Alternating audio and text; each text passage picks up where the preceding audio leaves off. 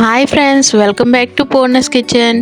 ఈరోజు వీడియోలో చేపల పులుసును పర్ఫెక్ట్గా ఎప్పుడు చేసినా ఒకేలా రుచిగా రావాలంటే ఎలా చేసుకోవాలో చూపించబోతున్నాను.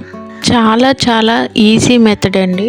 ఏ చేపలతోనైనా సరే ఈ మెథడ్లో చేపల పులుసును చేస్తే చాలా పర్ఫెక్ట్ టేస్ట్ వస్తుందండి.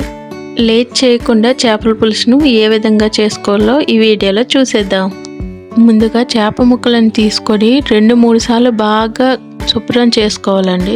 ఇందులో 1 స్పూన్ పసుపు, 3 స్పూన్ల కారం, 2 స్పూన్ల సాల్ట్,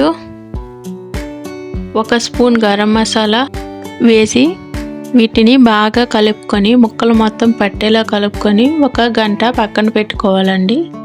ఇప్పుడు కొంచెం చింతపండు తీసుకొని నానబెట్టుకోవాలండి.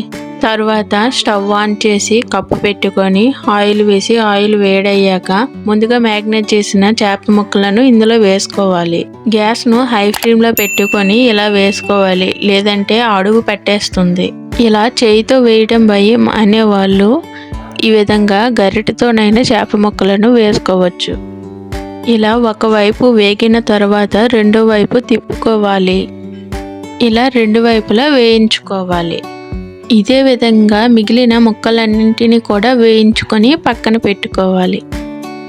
ఇలా ఫ్రై చేసుకోవడం వలన చేప ముక్కలకి ఉప్పు కారం అనేది బాగా పడుతుందండి. అలాగే చేప ముక్కలు కూడా కొంచెం గట్టిగా ఉంటాయి, బాగుంటాయి.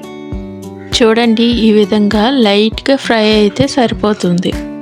తర్వాత ఒక మిక్సీ జార్ తీసుకొని అందులో టమాటాలు, కొంచెం అల్లము, వెల్లుల్లి వేసి గ్రైండ్ చేసుకోవాలి. ఇప్పుడు అదే కప్పులో 1 స్పూన్ మెంతులు, 1 స్పూన్ ఆవాలు, జీలకర్ర, 3 పచ్చిమిరపకాయలు, ఉల్లిపాయలు వేసుకొని వేయించుకోవాలి. ఉల్లిపాయలు లైట్గా వేయించుకుంటే సరిపోతుందండి. తర్వాత ముందుగా గ్రైండ్ చేసి పెట్టుకున్న టమాటా పేస్ట్ను ఇందులో వేసుకోవాలండి. ఈ టమాటా పచ్చివాసన పోయేంత వరకు వేయించుకోవాలండి. ఇప్పుడు ఇందులో 1/2 స్పూన్ పసుపు, 1 స్పూన్ సాల్ట్, 1 స్పూన్ కారం వేసుకోవాలి. ముందు చేప ముక్కల్లో ఉప్పు, కారం, పసుపు వేసాం కాబట్టి కొంచెం వేసుకుంటే సరిపోతుంది. పచ్చివాసన పోయిన తర్వాత ఇందులో ముందుగా ఫ్రై చేసుకున్న ఈ చేప ముక్కలను వేసుకోవాలి.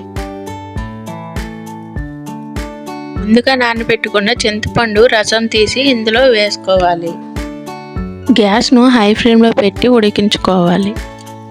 చివరిగా 1 స్పూన్ గరం మసాలా, కొద్దిగా మెంతాకు, కొంచెం కొత్తిమీర వేసుకోవడమే. అంతేనండి, ఎంతో టేస్టీగా చేపల పులుసు రెడీ.